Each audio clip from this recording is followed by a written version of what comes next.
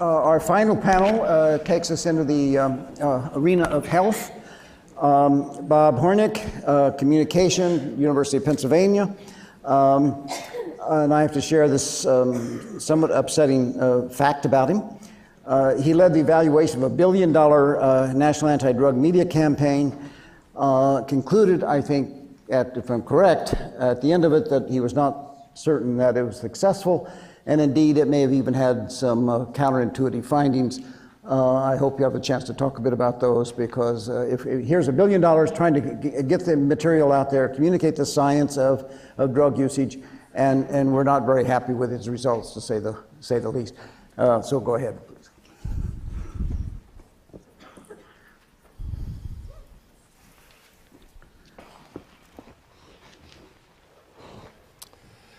Good afternoon.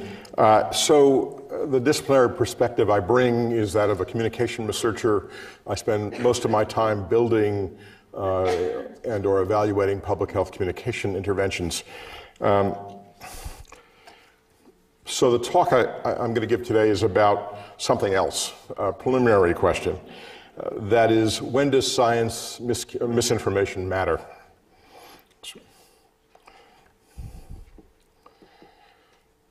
Is there misinformation about science out there? Of course. Does all misinformation matter?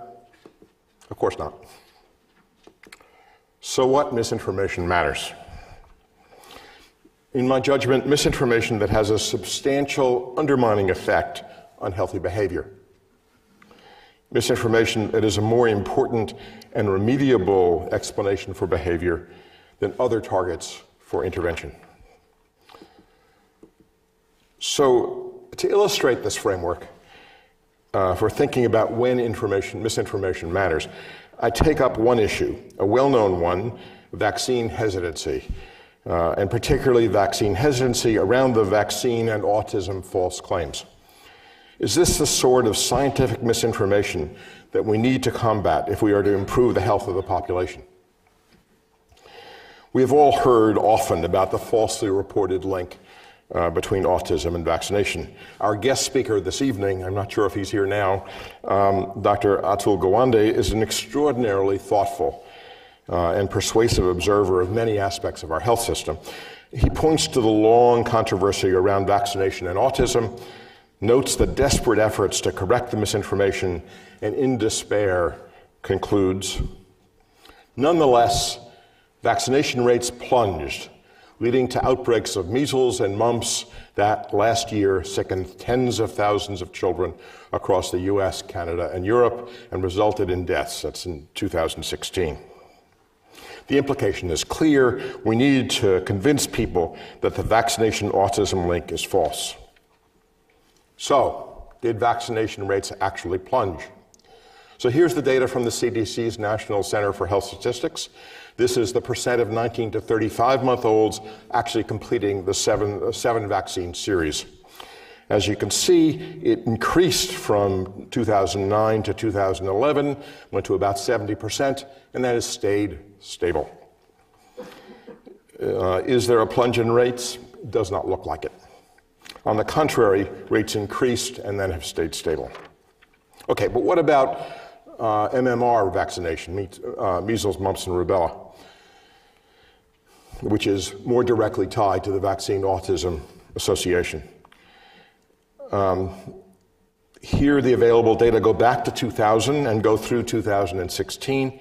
The rate is slightly above 90% in 2000 and does not vary thereafter. There's no obvious plunge in rates here either. There are other studies which have examined this, but there are very few that have actually tested the effects of the autism belief on MMR levels. Smith et al. Was the most specific about this issue. He published in 2008. He did find that MMR rates declined a little when the first study supposedly linking autism and MMR appeared in the medical literature, in The Lancet, but it returned to baseline before there was any media coverage of the issue. Presumably, the decline could be linked to professional wariness and not to public concerns. There are other studies. Some assess the presence of anti-vaccine content on traditional and social media and point to its heavy presence. Others report around what beliefs people hold about vaccination risks and vaccination benefits. Once in a while, you'll see studies which actually cross-sectionally examine the association between beliefs with, for example, exemption requests, or very rarely with actual vaccination levels. But the overall conclusion is, without detailing each study, that they're at best inconsistent in what associations they find and probably provide quite limited support for the specific hypothesis that the false beliefs about vaccination and autism drive low vaccination rates. So here's some fresh data. The Google Trends program, which many of you will know, captures how frequently searchers asked for information related to the MMR vaccine autism controversy. While Google Trends does not provide information about the absolute number of searches on the topic, it provides relative information with the highest point in a given period assigned a score of 100. The high point between 2004 and 2017, where I have the data, happened in mid-2016, but we can see multiple prior peaks in searches for earlier years. We might make the assumption that such searches represent public attention to the issue. If the level of public attention to the controversy was affecting willingness of many parents to allow their children to be vaccinated, we would expect some matching variation in the MMR take-up. But as we've already seen, all this waxing and waning of public interest, the right-hand figure, was largely unrelated to the proportion of 19 to 35-month-old children who received the vaccination. The level of MMR coverage has stayed close to constant. Across all these pieces of evidence, it's hard to see a justification for all the attention this controversy has gotten. Of course, it may be relevant in some areas of the country and for some vaccine-resistant subgroups of the population. There is evidence that the Wakefield study on Lancet was relevant to MMR take-up in the UK. And a more micro look at evidence in the US might show evidence that this misinformation matters. But overall in the US, it does not seem that this particular piece of science misinformation deserves so much concern. There doesn't seem to be much clear evidence yet that this is an important explanation for vaccination gaps. It is a popular explanation, but even so, it may be taking us down the wrong path. But that does not mean that all is fine with vaccinations. There is evidence that different concerns are justified. Let's go back to the earlier chart, picturing the proportion of 19 to 35-month-olds who have completed the 7 vaccination series. The figure is not consistent with a plunging vaccination rate, but it does illustrate a gap worth attention. The vaccination system has not pushed the overall complete vaccination coverage rate to much more than 70%. There is clearly work to be done. Why is it that 30% of the children do not complete the series in a timely way? And perhaps of equal importance, we can examine the economic status, how economic status affects likely completion of this vaccination series. So there's a sharp difference between those above the poverty line, the red line, and those below the poverty line, the blue line, and that gap has remained or grown even as both groups improve from 2009 to 2011. So the real questions about vaccination become, why is the absolute level lower than might be desired? And why do economically disadvantaged groups look to be disadvantaged in their take-up of these recommended vaccinations? Is there a difference in beliefs or a difference in misinformation between these groups? Or is it more likely that there is a difference in structural circumstance, the ability to deal with the logistic and financial complexity of completing the entire series in a timely way? We did a study in the early 90s about vaccination rates in the poorest areas of Philadelphia. It was clear from that study that individual beliefs about benefits and risks of vaccination were not important correlates of vaccination levels.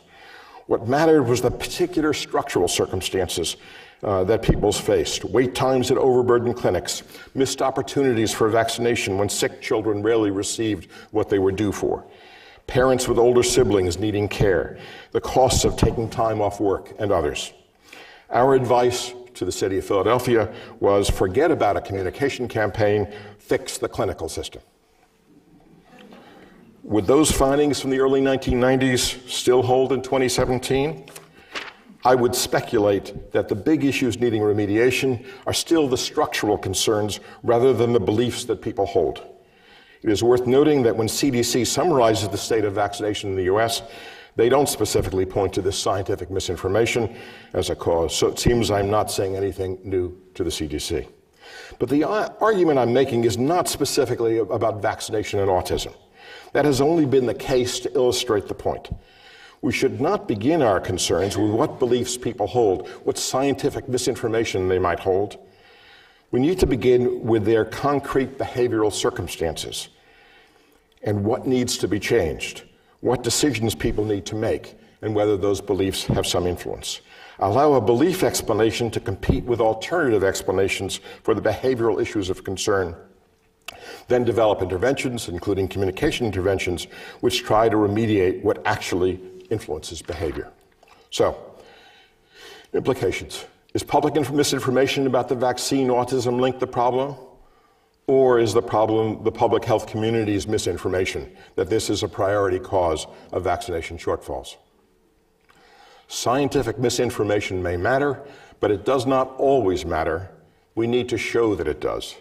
Start with the behavior of concern. Consider misinformation as one among competing explanations for behavior. If it turns out to be an important explanation, consider remediation, including public health communication campaigns. Thank you. Thank you.